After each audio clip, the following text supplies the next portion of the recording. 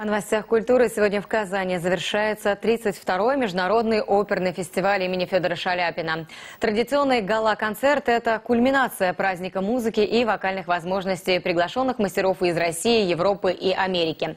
Программа нынешнего гала была выстроена вокруг неисполняемых в Казани тем и арий, что, несомненно, расширило информационный багаж музыкального марафона, приуроченного к 140-летию оперных сезонов на родине известного баса.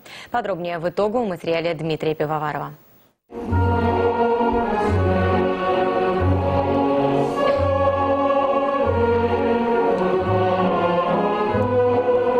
40 номеров международного гала – это в первую очередь расширение нашего представления о том, что такое подлинная красота чувств. Хоровое пение в классических итальянских темах, комичные украинские песни, романтические неаполитанские истории в поединке трех теноров, татарские напевы или американские хиты из оперы «Порги и Бесс», которые дарят уже в течение 2 лет эффектные встречи. Исполнитель партии «Sporting Life» Рональд сам обожает Отелло и паяцев, но в афроамериканской драме чувствует себя на все 100.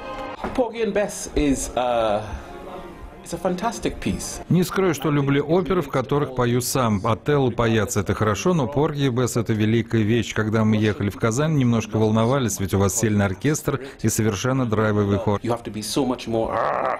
Yeah, but Sporting Life you can be free.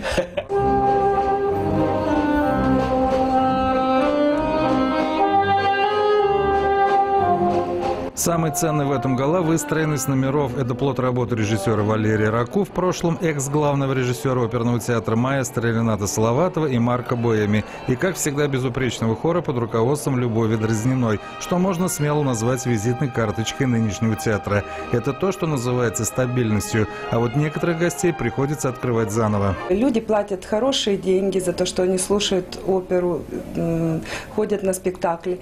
И когда ничего после этого не получают, выходят и пустые или разочарованные. Мне кажется, это ужасно, в принципе. А вот когда чем-то наполняешь, это идет обмен такой.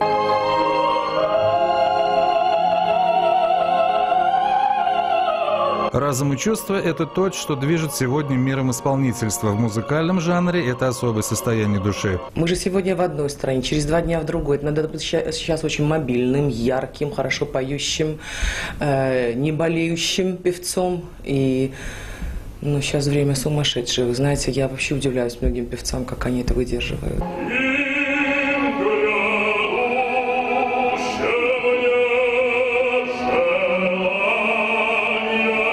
Я не боюсь, что в хорошем смысле слова наш жанр музейный. Но если есть современные постановки, самое главное, это делаться должно быть для публики. В процессе и будут, я думаю, полные спектакли, может быть, и Ла Скала, может быть, и английского театра, может быть, и большого театра, в целом я имею в виду. Поэтому здесь нет никаких ограничений. Самое главное, всегда попытаться искать эту индивидуальность. Дмитрий Пивоваров, Дмитрий Рженко, телеканал «Эфир».